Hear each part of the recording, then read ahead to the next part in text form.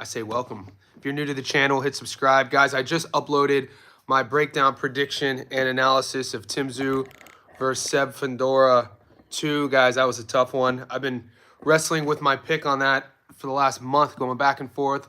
You know how it is. Sometimes we overthink things, and I think I got it right. Watch that one. Let me know what you think in the comment section below. If you're in Sydney, you're going to the fights tonight, Paul Gallen versus Sonny Bill Williams, let me know. Maybe we run into each other, take a little photo op. I'll be there. The fights start here in less than 5 hours. An Aussie sporting legend, Chalk, the man, Anthony Mundine, his son is fighting. I think it's his second pro fight. So he's fighting at 6 o'clock, and one of my good mates is friends with that family. So we're going to go there to support Mundine's son. Hopefully we'll see Gallen get the win. I got Gallen as the $2.40 dog. If you haven't seen my breakdown, analysis, and prediction of Usyk and Dubois 2, that's on the channel too, guys. So if you're only watching the live streams, I do 2 of these every day, and you want to see my edited, uninterrupted breakdown, analysis, and predictions of the fights that we talk about on the lives, just go to the playlist fight prediction. There's a lot to talk about from the last time we spoke. I mean, I went live 6 hours ago, and since then, have you guys heard about Floyd and Pacquiao? We brought it up on the first live stream. It's making the rounds now on social media. Floyd's going to be ringside. Floyd's going to be at Media Day. And it's exactly why I'm staying away from the Pacquiao-Barrios fight. I know some of you boys are putting money on it. Some of you guys are betting on it. The logical bet obviously would be Barrios, the 30-year-old 6-foot-tall champion. But you never know what sort of tomfoolery is going on behind the scenes. The boxing world, the powers that be, what would they give for Floyd to fight Manny again? Just the type of numbers. Mar the Prince, Ohio in the house. We'll start here. Sprinkle some coin on Fierro for the upset, considers he's good in the fight along. Mar the Prince, you know that Fierro Pitbull fight is one of my method of victory locks. I don't think I saw you on our live stream earlier, but I brought that fight up. I'm going to stay away from picking a winner, but I like the method of victory, the fight not to go the distance. I love that pick, and the odds on that are pretty good. So if you're kind of torn on, I mean, the money, Fierro's, what, a 4-to-1 dog? The money's crazy. We already saw how that played out, considering we saw them fight once. We saw how close it was. Both guys are tough. I love that fight to go the distance. So, or an over sort of bet. I'm checking my book right now to see if we're getting the options. Isaac Cruz. Yeah, right now, Angel is on hell is a 4-to-1 dog. And as of now, it's not giving me the options to take a method of victory. Bruce Carrington's fighting a 28-to-1 dog. Did you hear about the Ammo fight? Yep, the Ammo fight got scratched. I heard about earlier today. Was it his opponent who got hurt? Over 1.5 Max Holloway. Boy. If you want me to share that bet meme, just comment it. Leave it as a comment on one of our posts. Tag me in it, and then I'll screenshot it. Or you could follow me on Instagram like a lot of the boys have been doing. Johnny Stofko. Tell me that you're from the YouTube channel. I'll follow you back, and that way you can send me your picks. And if you want me to post them, either your future predictions or your winnings, if you want me to post them on the channel, I will. Failed the pre-fight physical. No Ammo Williams. Shushu's fighting Mateus Hayeta. He's a 27-to-1 dog. So I'm definitely staying away from that fight. But like I said, one of the fights I really like, method of victory. Pitbull versus Fierro, to go the distance. If you could check your book, those odds should be pretty decent. I put my parlay up for tonight, guys. There's action tonight in Australia. One of you boys were asking me how to tune in America. I have no idea. It's a domestic fight. You guys are probably not going to be able to watch it. Maybe YouTube. I don't know. Pedro Cabrales. I don't know how he failed the pre-fight physical. Mar, how did it? What pre-fight physical? I mean, it's, you know, before the weigh-ins. I mean, it's shit. It's only Tuesday there. What pre-fight physical? Guys, maybe they were checking his vision. Maybe they didn't like his vision. Sometimes that's the case when they're doing their eye their eye exam. It could be that. Maybe they were checking his heart rate. Sometimes they check for, you know, BPMs, beats per minute. There you go, eye exam. Ask and thou shalt receive. So yeah, there we go. We got our answers. There's a lot of times where those pre-fight physicals are kind of messed with as well. We know the famous story of Michael Bisping fighting his entire UFC career with one eye. How do you feel about Barrios winning by decision? Antonio Alameda, I'm not betting on that fight. Welcome to the live stream, Antonio. I broke that down in depth earlier this morning on my first live stream, why I'm not betting on that fight. I'm not saying that Barrios isn't going to win. It's just out of my ethical compass for the sport of boxing. I think it is a travesty that Pacquiao is fighting at 46 years old, fighting for a world title at 47. I think it's too close to a circus for me, so I'm not betting on it. Yeah, I like you boys are. I see a lot of the familiar faces. You boys know my stance on that. It's the same stance I have on Jake Paul fights. I don't bet on Jake Paul. I don't bet on some of the little sideshow cards that they have. And I definitely don't bet on Manny Pacquiao fighting for a world title. Favorite fight money line on that slip, shorter odds. Kivo, what up? Favorite fight money line on that slip, shorter odds. Kivo, I don't quite understand your question.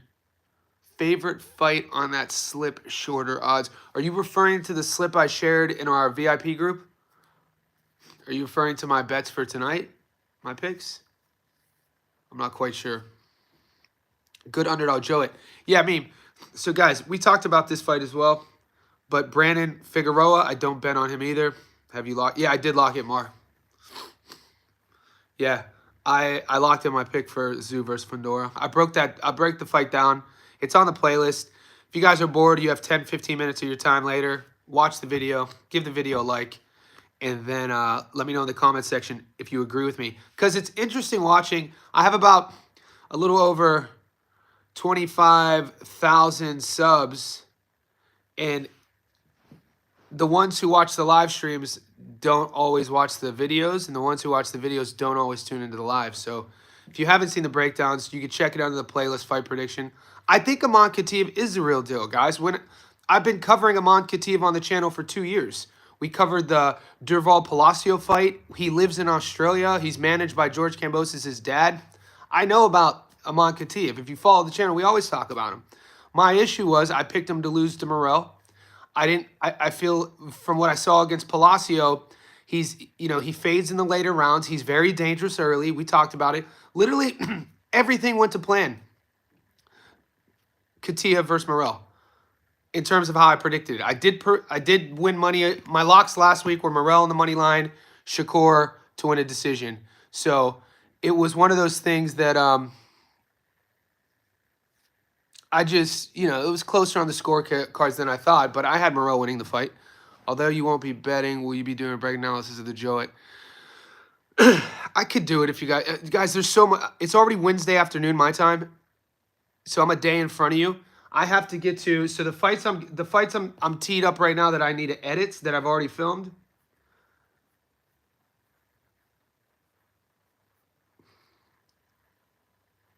Is Pacheco versus Macumbi. I need to edit and upload Pacheco versus Macumbi. Ban Rodriguez versus Cafu. I need to edit that. So that takes me to Thursday, Friday. And then, you know what? I'll either do Pitbull or I'll either do Figueroa. But guys, I don't like the Figueroa Gonzalez fight. I don't like Brandon Figueroa. No offense to you guys. I know he's pretty and you guys love him and he's super skilled and he's a former world champion and of course he's super talented. I'm not saying I don't like him as a fighter. I don't like him as a fan. He's an awesome fighter. I don't bet on him based off of my bad luck with the Figueroa brothers. I've talked about this all the last 2 weeks, guys, is that Brandon Figueroa in his last fight against Stephen Fulton fought so poorly that he gave a video on his Instagram apologizing for his performance. So I was like, he's on my list of never betting on. And I'm actually surprised to see him take another fight. I thought he was going to retire. So like as at 43 years old, as I've gone through my life, and as you guys, wherever you are in your journey of life in betting on sports, whether we win or whether we lose, I'm sure you have fighters or fights or sports teams that you either bet on or you either avoid. And so domestic heavyweights I avoid. And funny enough, this week there's a few fighters that are fighting throughout the world that I don't bet on. Lawrence Sicoli, after he got beat up in that performance against CBS, I don't bet on him. Brandon Figueroa, that performance against Fulton, I stopped betting on him. Manny Pacquiao, any fighter who's, kind of a sideshow project, any Jake Paul fight, I'm not betting on. So these are just my boundaries. And I'm sure you boys have your boundaries too. The jorts and Tims, yeah, do you remember? Power up. It's not Piggy's fault. I thought the media totally overhyped what Fulton was wearing. Look, I grew up, wearing Timberlands was a 90s thing with the jeans and everything. But this is my era growing up in the 90s. I was born in 82. Everybody had a pair of Tims. And just to see how the media just blew that up, I was sitting back like, that was weird to me. Capu is good. He's aggressive. He's good. He's up for a fight. You're not going to have to worry about being bored. You know what you're going to get with Bam Rodriguez. I have a parlay paying 161. I talked about this earlier in the week. I posted about it. 4 money line locks on a long parlay or on a short parlay. Only 161. I appreciate you, Dwayne. Appreciate you, my man. Bam is on that parlay. He's one of them. But, what's up, DJ? I love the knockdown prop, Bam versus Cafu. If you could find a knockdown prop on Bam versus Cafu over 0.5. Over 0.5. I love two of my favorite prop bets this week are Pitbull going the distance. Pitbull and Angel going the distance. And over 0.5 knockdowns in Bam versus Cafu. I love those 2 prop bets. So if your book offers them, I would jump all over them. Just basically based off of Bam's style, Cafu's style, his aggression, Bam's body work, Cafu over swinging, kind of and Bam's angle changes, countering. I could definitely see a couple knockdowns in that fight.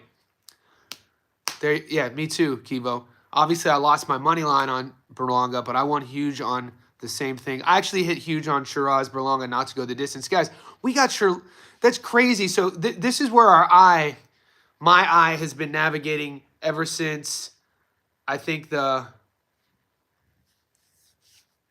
Gabby Fundora stoppage parlay I hit. And then there was the Josh Kelly stoppage. Ever since that, though, somewhere around 2 months ago, I started paying more attention to props such as, will the fight go the distance? Will there be a knockdown? That sort of thing. And I really feel that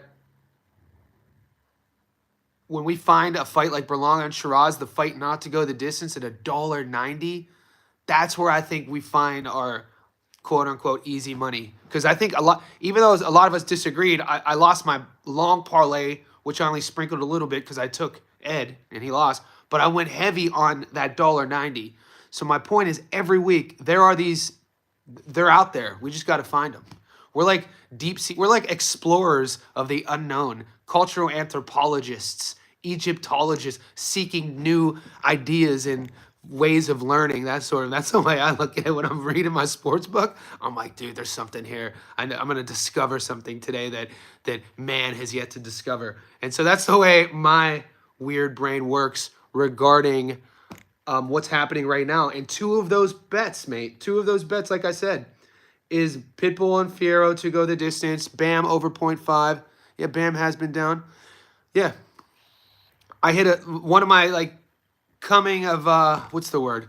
Not coming of age bets, but aha moment bets with the knockdowns was Naoya getting knocked down against Cardenas, 15-1. I found that one and I hit that one. I picked Inoue to get knocked down, 15-1, but I forgot to add on to it because if I would have gone Inoue to get knocked down and win, it would have been 24-1. I only did Inoue. I posted it here. I only did and it was all based off of what we saw with Luis Nery and Inoue's willingness early on to stay there and pop, and what he doesn't do sometimes with his guard. And Cardenas made him pay, and I was jumping out of the seat. Dwayne, I do nothing but cold showers, my man.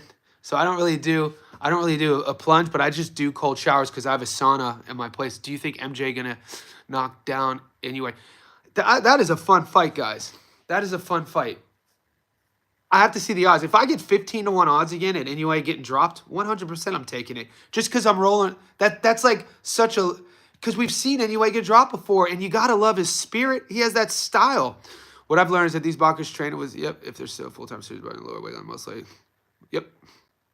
Unless, you know, unless you're Junto Nakatani, mate. You know, what's Nakatani's knockout to win ratio? Is it Junto something crazy? So there are exceptions, is my point. But speaking in generalities, that's a weird word. I agree with you. Tszyu is shot. Ucedes Fernandez. Maybe. We'll know a lot after this weekend. We will know a lot after this weekend. I'm hoping he's not shot. If you watch my breakdown and prediction, I know that is a common narrative right now, but I'm taking Tszyu to win. I don't think he's shot, guys. I think that the fight, you know, and like I said last week, I was on Seb, but then I rewatched Seb's fight against, you know, the last fight he had against Booker, and then I watched Tszyu, Seb, and then I watched Tszyu versus Murtazaev and Tszyu and Joey. You got to think both Fundora and Tszyu, they're not bringing into the ring their knockout victories over Joey Spencer and Cordell Booker, okay? So those two cancel themselves out. In my opinion, for those who are betting against Tszyu, I think you would be ill-advised to say that he was shot based on him getting buzzed really early in the Murtazaev fight. He got buzzed really early, never really recovered, didn't make a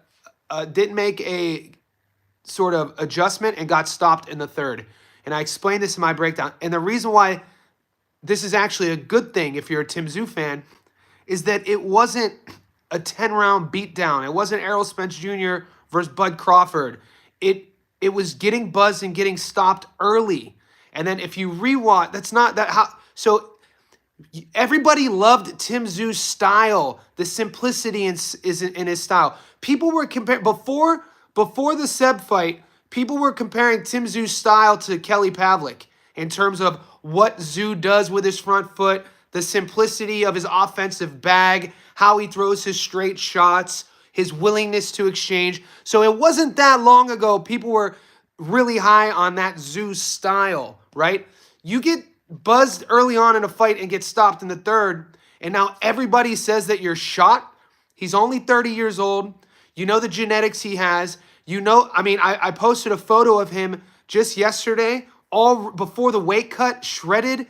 This dude is ultra focused. You're telling me that he hasn't obsessed over losing his belt? I think you guys, I'm fully expecting Tszyu to look the best we've seen him against Fundora. That's nothing against Fundora, but when you watch their first fight, it wasn't one-sided Tszyu, by the way. I'm not agreeing with the people who were saying Tszyu was washing Fundora until the cut happened. I'm not saying that. I thought Tszyu was getting hit just as much as Fundora was getting hit.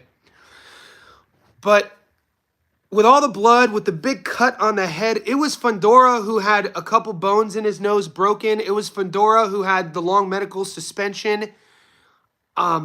Tim could crack. He has good hand speed.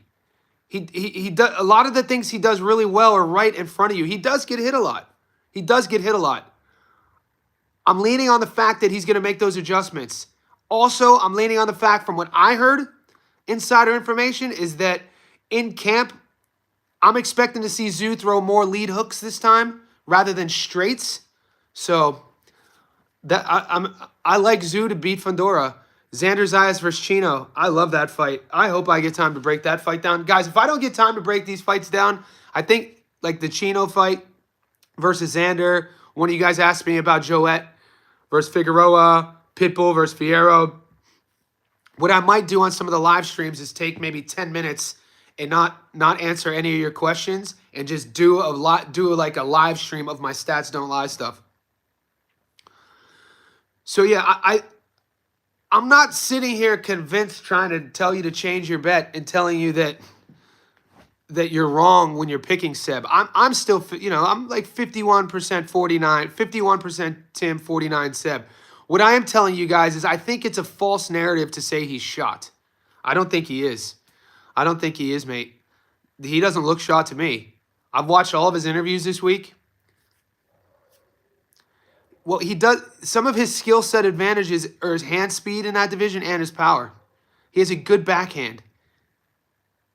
Okay, do you guys want to play boxing math? Triangle theories. Here's one for you if you guys want to do that. We'll take the first split decision loss out of the equation with Seb and Tim. So they do share, I think, 2 common opponents. Okay? We know that Fundora got stopped against Brian Mendoza. Tim beat Brian Mendoza. We also know Seb Fundora fought Carlos Ocampo tooth and nail to a decision. Tim stopped Ocampo in the first round.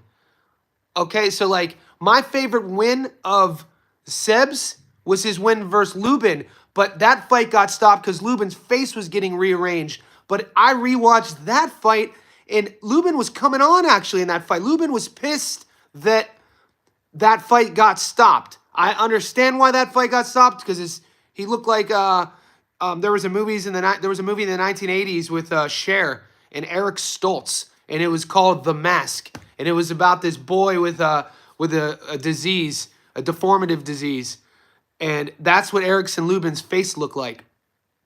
All that aside, I think Seb and Tszyu psychologically are going into this fight as if they just fought the first one. I don't think Seb's thinking, oh, I'm taking him lightly because Murtazaev stopped him, or Tszyu is even thinking about that. At the highest level, he's a former world champion.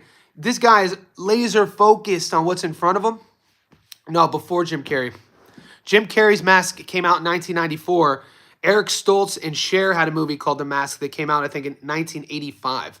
One of my favorite actors was in it, Sam Elliott. Sam Elliott plays a biker. Sam Elliott was also in Tombstone, one of my favorite movies, and also Patrick Swayze's sidekick in Roadhouse. And one of my all-time favorite Hollywood one-liners ever, in the middle of Roadhouse, when Sam Elliott comes to kind of like join up with Patrick Swayze, and it's the daytime, and they're in the back parking lot, and the liquor order is coming in, and that gang comes to jump Swayze. Sam Elliott shows up, and one of the gang thugs looks at Sam Elliott, and he goes, "Are you going to stand there and fight, boy?" And Sam Elliott just stands there and looks at him. He goes, "Well, sure as hell ain't going to show you my dick." And then he knocks him out. Side tangent. There you go. But anyway, I'm taking Tszyu with a knockout. He was a bad man. So, I'll go on side tangents. Sam Elliott. Oh, Sam's stud, dude. Sam Elliott. All of it. Coxman. Sam Elliott's the consummate coxman. He was the one going for... Yeah, I was. I know. Pitbull. I told you that. I was going for Seb. I rewatched all the tape. Lubin looks like he's going to get that Murtazaev fight. Contracts have been sent. We're just waiting to get official news that Murtazaev and Lubin's going down. Berlanga didn't dive, dude. Berlanga, he didn't dive. He got beat up. I hope you're wrong, Julius. I hope you are wrong. I hope you're wrong. I like Erickson Lubin. I don't think so. I'm not still... If I follow my own logical reasoning with Tim getting buzzed early and getting stopped because he never fully recovered, and then watching Murtazaev in the fight before Tim, I have a lot... Murtazaev was a 5-1 underdog for a reason going against Tim. I'm still going to wait a little bit to call Murtazaev the boogeyman. I'm not convinced he just walks down Lubin. Dude, Lubin's only 29 years old, dude. Lubin's a dog. I'm a big fan of Erickson Lubin. If anything, my sort of frustration with him would actually be how his career kind of got rushed out of the amateurs. If you guys do your homework, Lubin was a lot of buzz coming out of the amateurs. He filled and ticked all the boxes, power, charisma, and at 21 years old, I think they just go... didn't he fight Charlo at 21? And, I mean, look how many title eliminator fights Lubin has been in without getting another title shot. And then, what happened against Seb? He was coming on in that fight. He was getting hit a lot, but he was coming on in that fight. He was landing, too. He was pissed when that fight got stopped. It was kind of a, I understand why they stopped it. I don't know, man. I can't, I'm not saying, I think you guys are kind of undervaluing Lubin a bit and maybe overhyping Murtazylov a bit.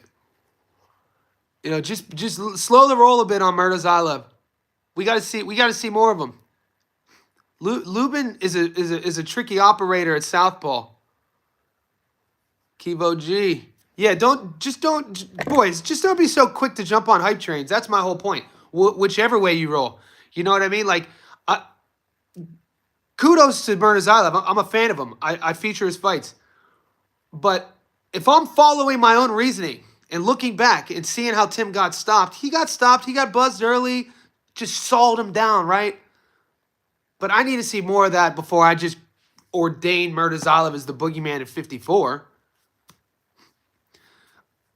And then Xander Zayas versus Chino Garcia. That fight, that's going to tell us a lot about both guys. Xander is 22 years old? We might see Xander before it's all said and done fighting at 168. He's massive for 54. And Chino is coming off that victory against Conwell as a 6-1 dog. Really impressed me with his fight IQ. And so we're gonna really see where each guy goes after that fight. I was so pumped to see Charlo finally take his beating from Tszyu. Bummed to the never. Yeah, guys, we never know what's gonna happen. I mean, with news that Floyd's gonna be ringside for Barrios Pacquiao, to think that we missed out on Charlo versus Tszyu, I think we should wait a bit because we might see these crazies might try to force a Floyd versus Manny 2 on us, and I'm not here to see it. I'm not here to see it. And also, guys, that for however good Bakram looked against Tszyu, I think how Tszyu fought Bakram, it gives Murtazylov's future opponents a blueprint on how to not fight him, if that makes sense. You know what I'm saying? So, like, obviously you don't run right into a big puncher like that. You kind of want to stretch him out a bit. You want to get, see if he could carry it. You want to work the body. Play at range a bit. Play at range. Tim he rushed everything. Xander's still 22. Janabek's 31 now? We're talking about two totally different, generations. Yeah, so also, it's just weird how people just jump back and forth off a guy. Now, all of a sudden, same thing with Shakur. Everybody loves Shakur again. You guys were hating on him the whole time. And then he wins. He looks impressive. You guys are back on. Same with the other way around. So many people were on Tszyu. He loses a couple times and people jump off of it. But this is why we love boxing. Because all it takes is one win to turn it all around. And I think this is, if anything, boys, we know we're not going to have a boring fight. You know what I'm saying? Joey Kivo. Yeah, I love watching Shakur too, brother. I still love Tim. I don't see what they say. Pedro, people are calling, I don't think he's washed. At 30 years old, Tim's corner. Yeah, the corner. I mean, my beef is with the corner. Yes, 100% History Vault. The best point I've seen on the live stream today. 100% History Vault. The first fight, end of the second round, in between the third round, they see the cut. They look at it a couple more times. The ref tells the corner, look, here's what we could do. We stop this due to cuts. It's not an official fight. It's a no contest, no decision, and then we reschedule it. And the corner were like, no. Like, they gave him multiple opportunities. Tim would have kept his belt. They would have recovered. Tim wouldn't have fought the Murtazylov fight. You know what I'm saying? If anything, we would have probably have seen the rematch already. But Tim would have kept his belt.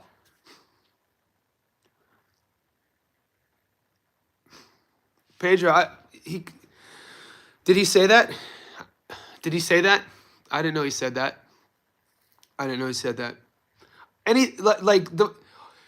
If you know anything about like Costa Tszyu, the father, or his brother Nikita Tszyu, or Tim, they're not guys who are gonna like spread rumors or lie. You know what I'm saying? Fundora doesn't need Matt. He has that. It's that punching down. Punching down just hits different. Barrios Pac-Man. I'm not betting on Barrios and Pac-Man. Sam, how much you putting on that? I love Usyk money line. My locks, Usyk money line, 100%. Bam, 100%. He's gonna win that fight. I already shared these picks though. Diego Pacheco, I love Pacheco in that fight. And then Picasso. Picasso's gonna show out too. There's some really good there's some really good fights on this card. Joseph Brown, the prodigy, teenage prodigy, 55-0 professional kickboxer. He fights with the money team now. I think he's 4-0. Jersley's fighting the little dude, the smaller fighter who went viral because everyone thought he was Tank. Basically, a lot of Floyd's fighters are fighting on that card. You don't think Dubois lands the one? I don't think so. I don't think so. How do we feel about it over? I love the knockdown over 0.5 on Dubois and Usyk, 100%. I'm not betting on Brandon Figueroa fight, Joey. I know the sexy pick boys. I've seen it when I keep pointing. I have my big screen that way. I've seen a lot of people picking Joette to beat him, but you know, watching Figueroa have such a bad performance against Fulton. You know, if somebody says somebody is washed, he's the one who looks faded to me.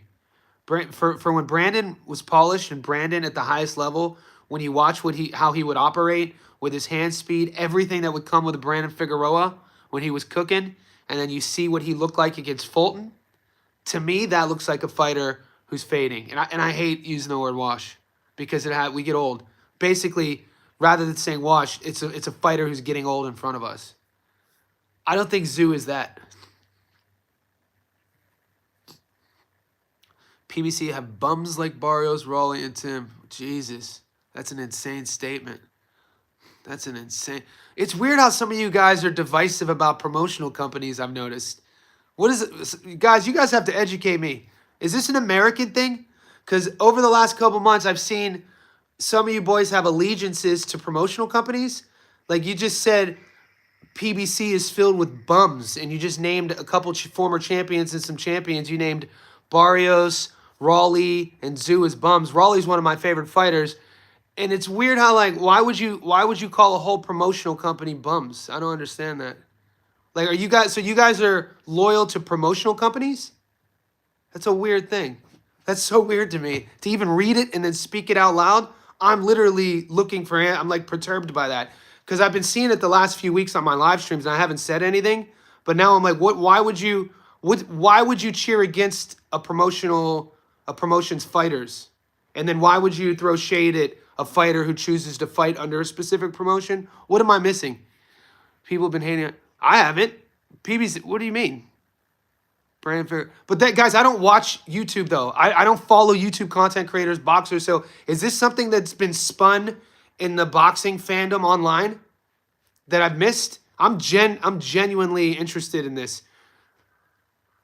Because they not promoted fighter, they nut hug promotions and fighters. Oh, okay. That's so weird to me. That's so weird to me to say. Like, that would be like, man, Matchroom talking about a whole promotional side. I mean, then where's the line drawn at? That's wild. So, Raleigh's over Marinez and Barroso always rub me wrong. Marinez is a solid fighter. There's a cult among American fans that adore PBC as they create. Okay, I didn't know this. Okay, so there's a cult that adore PBC as if they created boxing, and then so with that adoration comes the haters of an organization. Okay. Heyman and De La Hoya and you know, there's going to be definitely a change in the guard. I mean, Arum and... Dude, think about it. For the longest time, Arum and Don King just running the show. Boxing cameras just create division, drama, and views. There's many reasons for emotional loyalty. They love Al Heyman. Okay. Yeah. All right. Cool. I think I've gotten my answer. I'm not judging you on your hate for PBC. I just wanted to know. Because you know, to just categorize all three those fighters you called washed, you called bums. I like Raleigh. I love a Raleigh fight week. I love cheering for a guy who's an overachiever. You know, to think that Raleigh Romero, if he gets elevated to 40, I don't know if they're going to elevate him, but if he were to get elevated because Boots left 47, and he would become a 2-division world champion. I love a guy who's an overachiever because, you know, he picks up boxing late. He's been called one-dimensional his entire career. He's super quirky on the microphone, and he just happened to beat a lot of, you know, boxing casual fans' favorite guy and dropped him, and he looked good doing it. And I like that. I could cheer for a guy who isn't supposed to be great, and he just keeps proving people wrong. Now he can't tell the judges how to score a fight. He's not sitting there telling the judges, you know, score this fight for me. He could just perform when he's asked to perform.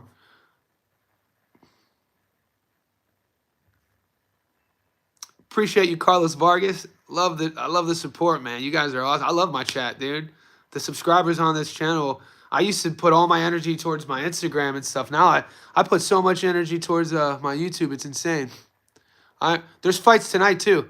They did. Marinez, hear me out on this. Pedro, speak to me, brother. Rob, does he keep his right hand? Yeah, it was, mate. Rob, y'all remember when Little Juan Manuel, Julius, Julian, Brian Norman versus Raleigh. Yeah, I like both guys. There's this interview that you could find of Carmel Moten. I think Carmel is like 9 years old, and Raleigh is interviewing Carmel. Great use of the word pageantry. Great use of the word 100%. That's a great way of putting it. Raleigh has pageantry. There's this video on YouTube of Carmel Moten, like 9 years old, talking with Raleigh, because, you know, they've come up together. And Carmel at 9 years old was clowning Raleigh, who was already a pro by then, calling him one-dimensional, saying, yeah, but Raleigh, all you have is power. I just always found it was like a cute thing to see a 9-year-old kid. We didn't know what Carmel would turn into, the potential of him, what he can turn into. We'll see. Only time will tell how they kind of move Carmel Moten. Pacheco by knockout. I mean, I don't hate that pick. I don't hate that pick. I don't think McCumbee is the guy everybody thinks he is. I think Pacheco is a lot better than a lot of people who doubt him thinks he is. Yeah, pumped for tonight, man. Gaz, eye to eye, brother. Gaz, let's go. Gaz and I are on the same page there. Those are my picks for Australia. Yeah, I got Pacheco, Bam, Picasso, and Usyk on the money line on a real heavy bet. Heavy. That's all. It's only $1.61, so it's not one of these like let's win a lot of money off of crazy wild odds. But on the other hand, I don't mind Pacheco by stoppage. I don't know if I'm going to play that bet, but I don't mind it. Yeah, McCumbee can take a punch. The thing about Pacheco's style, like Pacheco is, he's going to present a totally different problem than Caleb Plant presented. Totally different energy, totally different movement. Yeah, I don't hate that. I'm high on Diego Pacheco. I think even though I was kind of hard on him the last few rounds against Nelson, I just felt like Diego, it's not that he faded, but rounds 10, 11, and 12, Nelson was coming on. Granted, Nelson was an old veteran, 36? I think, only maybe 18, 19 pro fights. I think he's going to take a lot from what he learned at the end of that fight. He won a wide margin. So do I, Raw Dog. See, we don't always have to agree on everything, boys. But every now and then, if we stay in the chat, we find middle ground. Cheeky, what's up, buddy? Method of victory probably for... Yeah. Cheeky, so I'm not getting any method of... Are you getting options for method of victory on tonight's fights? I'm not. Supreme Alashik in the house. What's up, buddy? McCumbee has poor cardio. Yeah, he throws everything into... McCumbee's very basic. And I don't mean that... Like, he's not really a dynamic guy. Rebel Nuts. Great name, Rebel Nuts. Appreciate it. Welcome here, brother. I think McCumbee will gas late. Yeah. Pacheco's style is going to be tough for McCumbee. I could see Pacheco drowning him. And he kind of, what's Diego now? 24? Diego's number 7, 23-0. I actually don't mind how they've been moving him in his career, guys. 23-0, 18 knockouts. Yeah, 24 years old, 6'4", 80-inch reach. Guys, this kid's the real deal, man. People, I know. I'm always hesitant too to kind of say that they're ready. But I think at 24 years old, Diego goes in there and electrifies the crowd and stops Macumbi. I mean, I would love to see Pacheco versus Shiraz. What else do you do with him? He's already ranked number 7, at least on BoxRec algorithm. That stylistic matchup. When's the last time Hamza Shiraz fought a guy, if ever, that was taller than him? Shiraz is 6'3", Diego's 6'4", Shiraz is 26, Diego's 24. I know they wouldn't make that fight right away, but come on. Yeah, I think they're both they might meet when they're champions. I would love, hopefully we get to see that fight. I know nobody's really talking about it. Just as a boxing nerd with the styles and sort of the physical attributes, I would love to see that fight. Chris, I'm going to the fights tonight. So I'm going to be in the 3rd row of Gallon and Sonny Bill. Johnny, what are upsets possible this weekend? Pacheco versus Hamza. The chat's going insane right now. All right, boys, keep chatting. I'm going to give you an upset. I want to answer that one. I can't go live tonight for the fights because I'm going to be at the fights. So if we're looking at upsets this weekend based on odds, I mean, Gallon's an underdog. How big of an upset are we looking? Are we going to go? I'm taking Gallon tonight at 230, but that's not my upset of the week. That's it. When we're talking upset of the week, we're talking last week. Like Sharita Metcalf was a 6-1 dog. She didn't win, but these are kind of picks that guys, don't sleep on Kevin Lorena. Don't sleep on Kevin Lorena against Lawrence Oakley. I'm not sold on Oakley. Lawrence Oakley. I'm not sold on him. So Oakley's $1.49. Kevin Lorena's $2.85. I mean, Dubois has a puncher's chance, boys. That's crazy that Gallon, the odds are like that in America, and here it's so wide. I mean, I'm not picking Dubois, but I could see why people, he's a champion now. He has a puncher's chance. I think that's an easy win for Usyk. Joet Gonzalez, that might be it, boys. I think I might take Joet, even though, only because you guys are asking me. I don't bet on Brandon Figueroa fights. Angel Fierro, I think Angel's a live dog, guys. I think Angel's a live dog if you're looking for dogs to take. Angel is a good bet. Right now he's a 4-1. What's up, Skeezy? Right now Angel's a 4-1 and Joet is a 3-1. If you're looking for dogs to take.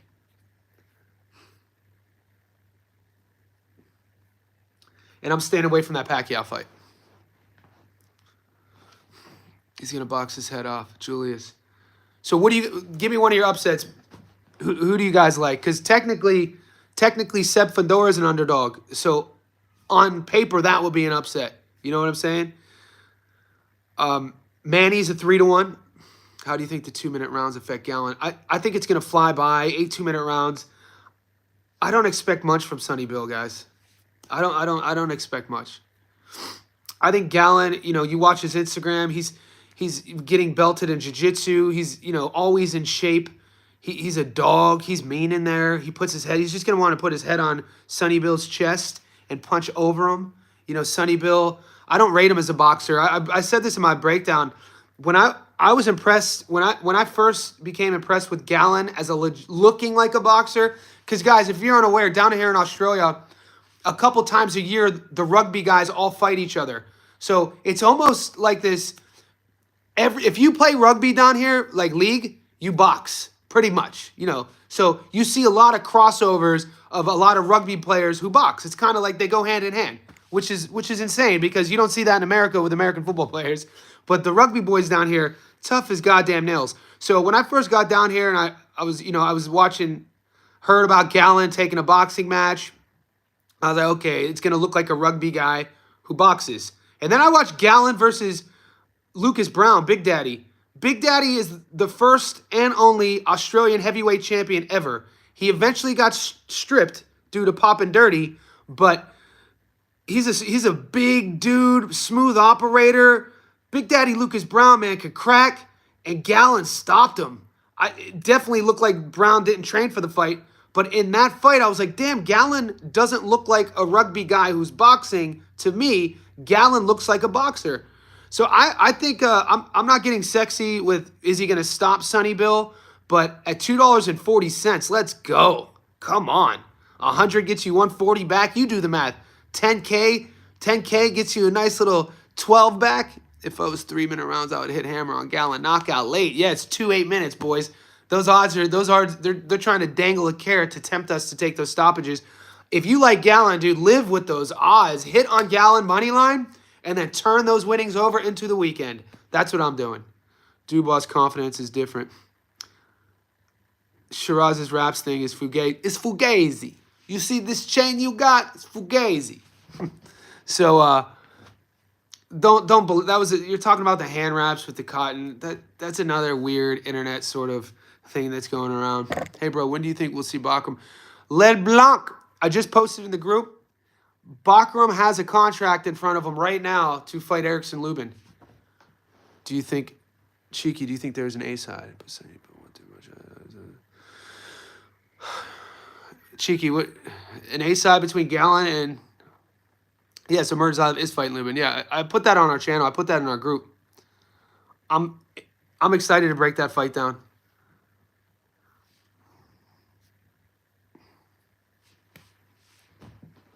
Yeah, I think Usyk should be a little bit wider of a favorite. If you could, dude, I'm getting Usyk at $1.36. Come on, dude, let's go money line.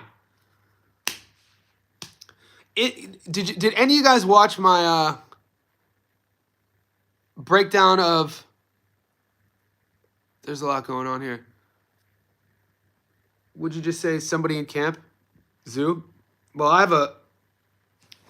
have a connection who was in Tszyu's camp, and I definitely didn't get the news that he was a broken fighter. My connection who was in the Tszyu camp, who was sparring with Michael Fox, was saying that Tszyu is looking better than he's ever had, saying that Tszyu's lead hand is looking exceptional. He's doubling up his jab. And I fully expect, I did this in my breakdown, I fully expect Tszyu to use his lead hook more. I think the lead hook is there. I think that punch is the one, especially, I remember Hergovich hit Dubois, considering, the southpaw ortho style. Tap, tap, tap, boom, pull, counter. Tap, tap, tap, pull, counter. That lead hook, these odds for tomorrow aren't popping up for me. Tomorrow. What's up, David? What odds? Oh, shit. You guys are going to wake up. Are you guys going to go to bed in America and wake up and watch Australia? Because it's 1:15 p.m. where I'm at. And Anthony Mundine's son fights at 6 p.m. in 5 hours. And Paul Gallen and Sonny won't fight for another 9 hours. Oh, yeah. So you guys are going to go to bed and the Australia card will be on your Wednesday morning. Okay, interesting. Lead hook. Well, they didn't specify. I was told he's been the lead hook will be a weapon he's going to be using. Because Tim always goes to the body, but he never really comes up top with that one. He'll come there. He likes that backhand. His backhand is usually his go-to in terms of when he's headhunting. And southpaw versus ortho, that backhand is always there against a traditional guy who's your height. But because Seb is goddamn 6'5", 6'6", it kind of changes everything. I don't know if you guys spar a lot. I don't know if any of you guys out here spar or, every time I'm sparring with somebody for some reason in club level, domestic level, I'm 43, dude. Whoever I'm sparring with, and this is how I was raised since I was 7 years old. The minute my sparring partner, who's an orthodox fighter, the minute they try to get fancy, and they always do this, guys, and they switch to southpaw, throw a straight right down the pipe on point. Like, it's my favorite. It's like I look for this to happen when I'm sparring because guys love getting fancy. I think they watch too much Boots Ennis or too much Bud Crawford. So the minute I see them switch to Southie, straight right hand down the pipe because the physics are there. So as an orthodox versus southpaw, that's going to be, traditionally the punch you want to land. You want to time the jab, slip, throw the right hand. But Fundora is 6'6". So, maybe we'll see how Tim. I expect him to use the lead hook. I was told he's going to use that lead hook more this fight. What beat Canelo after the broke fight? Attack Crawford and Canelo on over 100 posts 5 years ago. So you're saying that Bud beats Canelo based off of a post you did 5 years ago? Or are you just a huge Bud fan? Gonna be easier than everybody thinks. It's an interesting fight.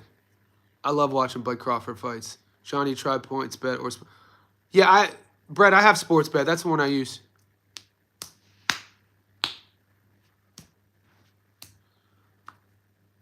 So, yeah, that fight's going to be here before we know it. Guys, we're almost an hour in. Let's get the likes up. 47 in the house.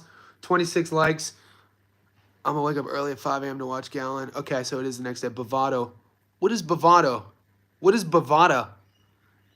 I don't want to hear any excuse saying Canelo's washed after this.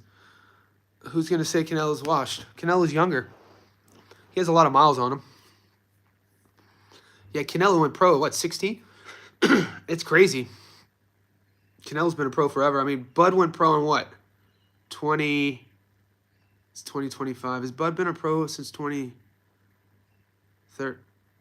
years? No, way longer. 39, 2009? You think Crawford... I mean, that's... Julius, that's not necessarily a statement that's blowing everyone away, considering the factual reasons to it. You can go... If Bud wasn't 37, 38, fighting Canelo for the biggest payday, if Bud was like 28, then we'd be like, no way, he's cashing out. Like, Jesus, you don't think at 28 he's not going to have another 5 years in his career? You think he's...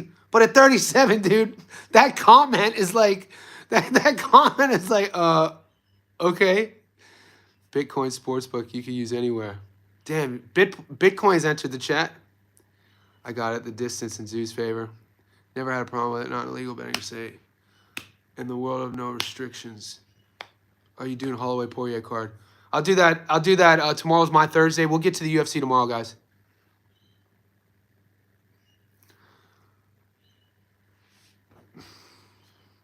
Yeah, I think for all you Bud Crawford fans who think that Bud Crawford is going to fight the Canelo that fought Skull, I wouldn't do that if I were you. Just saying. The Canelo who fought Skull was a Canelo who was doing as little work as possible to not get hit, not take damage, to get the win, to fight Bud. Just remember I said that. Kivo G. Yeah, we'll be hitting the UFC tomorrow. I've hit 2 weeks in a row. I've hit my UFC parlays that I've given you.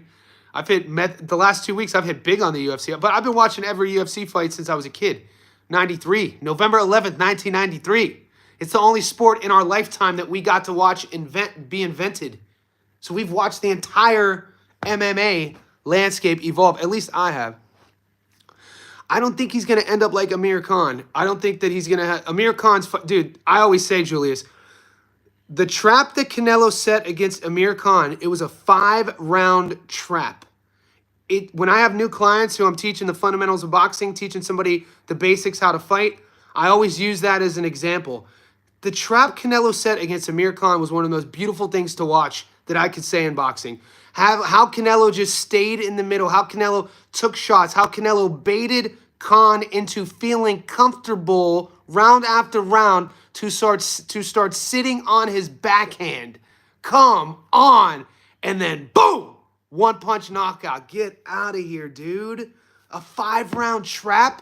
Are you kidding me? Usually, you might see a catch and pull, maybe, a trap within, like, a combination or, like, somebody setting their footwork angles up a round or so to take the setup. But the whole strategy was, all right, this kid's confident. This kid has good hand speed. Let him get comfortable. I know I could get him out of there with 1 punch. It was beautiful. It was beautiful.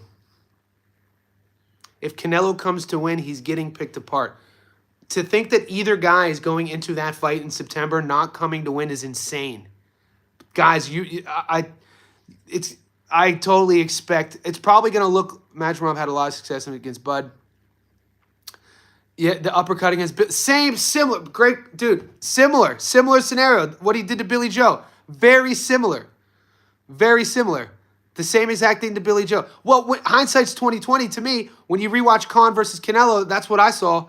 I saw a dude was, I saw Canelo allowing Khan to take as much as he wanted, and then around the fourth round, Canelo stopped exiting as far back. Watch that back foot. Watch his exit. Watch Canelo's exits rounds 1, 2, and 3. In terms of, usually they say exit 2 steps, lateral movement left to right, exit 2 steps, jab, exit 2 steps, come back in.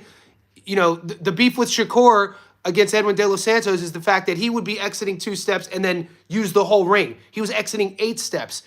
Day one footwork stuff in boxing gyms is, don't allow your opponent to push you back and bully you farther than 2 steps. After you exit 2 steps, you got a couple decisions to make. You either plant your feet in exchange, you either grab and clinch, you feint, you exit right, you exit left, use lateral movement, you don't continue to back up. So when you're watching Canelo versus Khan in the middle of the ring, and you're seeing what he was doing in the rounds 1, 2, and 3 on his exits, and then you watch him exiting in rounds 4 and 5, how he was just shortening it up, boom, one punch. That's what I'm talking about, baby. Come on. Canelo fucking, that dude, that knockout was insane. Just watching the whole, because it wasn't just like Canelo's getting washed.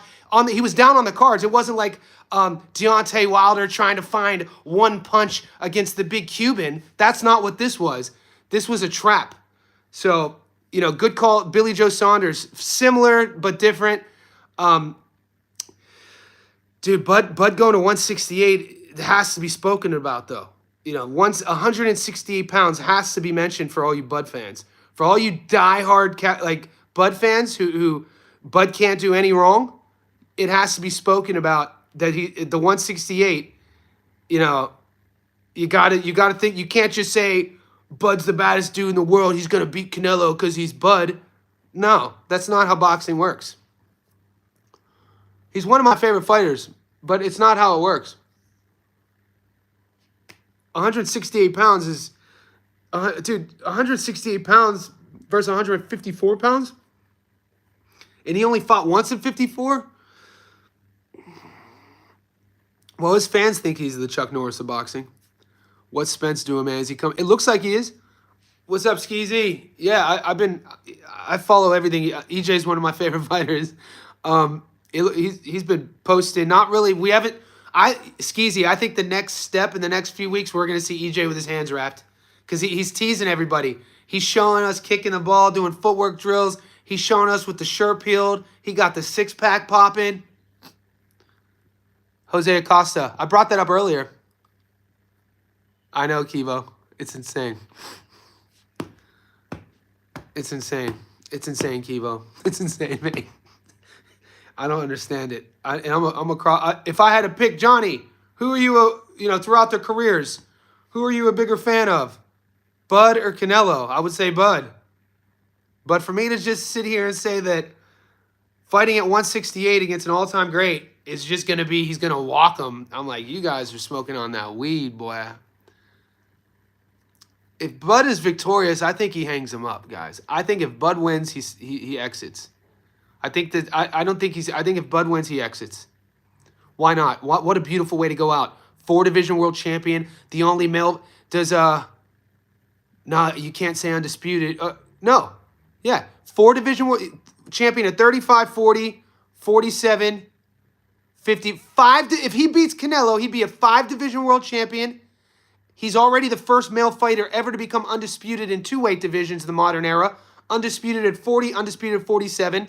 Because Canelo just fought Skull to take Skull's IBF belt, if Bud wins, he becomes the first fighter ever to become undisputed in 3 divisions. You fucking wash your hands then. You grab your belts, you grab your bags, you grab your girlfriends, your little wife on the side, and you leave the sport. That's what you do. That's the move. There's nothing else to do. That's the move. And mate, if that happens, boy, I'm gonna be like, hats will come up, parades. Then we're talking about, which I already think, I probably have Bud maybe in my top 10 of all time. But if he pulls that off, mate, like, come on, dude. Because my favorite Bud fights are when he was at 135, by the way. I do like the EJ performance, how he fought EJ, but that was more of like, he was big brother in EJ. He was bullying him. He wasn't finessing Errol. You know what I'm saying? He was bullying him. He was aggressive. He was mean. But 135 Bud had a little bit of finesse to him. You know what I'm saying? Like watching him go to the UK multiple times and taking dudes' belts. Like that version of Bud, watching him come up from 35 to 40. Yeah. So, guys, it's an hour in, second live stream. I got to go meet my girl for some coffee. Yeah. Guys, I'm going to the fights tonight. I know some of the boys on the live stream are Sydney boys who fight. Some of you boxers. If you guys are at the fights, hit me up, man. We'll do that little cheeky YouTube photo op. If you want my bets, I already posted them. If you haven't already, if you see some of the boys have the stars next to their name on the chat, they've joined our Johnny Says Boxing Insider group. It's a couple bucks a month. It gives you access to options on the channel, betting sort of parlays that you're not going to get regularly. It's a couple bucks a month. It helps the channel out. You become a Johnny Says Boxing Insider. If you haven't watched my upload that I uploaded 2 hours ago, Tszyu versus Fundora, watch it. Dubois versus Usyk, watch it. Paul Gallen versus Sonny Bill, watch it. Tomorrow I'm uploading. I want to get to Xander Zayas versus Chino. I want to get to Pacheco. There's a couple other fights I want to get to. So stay tuned to the channel. Hit subscribe. Follow me on Insta. If you do follow me on Insta, Johnny Stofko, you have to message me and say I'm from YouTube because I get flooded on that Instagram. I initially used it for fitness for the last decade, and Instagram fitness is a dark hellhole of toxicity. So message, my whole inbox is flooded. I never check those. But if you come from YouTube, follow me, send me a DM, say, hey, Johnny, it's so-and-so, and then I'll follow you back. And this way we can interact. You can send me your bets. I'll repost them, all that sort of thing.